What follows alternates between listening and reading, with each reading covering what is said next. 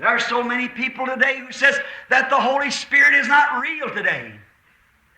While tens of thousands of them and millions are saying it's not so, there's that many enjoying the blessings of it. Amen. Mostly our poor people. Yeah. People who's been dejected and rejected by the world. People who's been thrown out of churches because that they believe God to be God. But they have been filled with this Spirit. They are one in purpose. They're one in heart. Who are those people?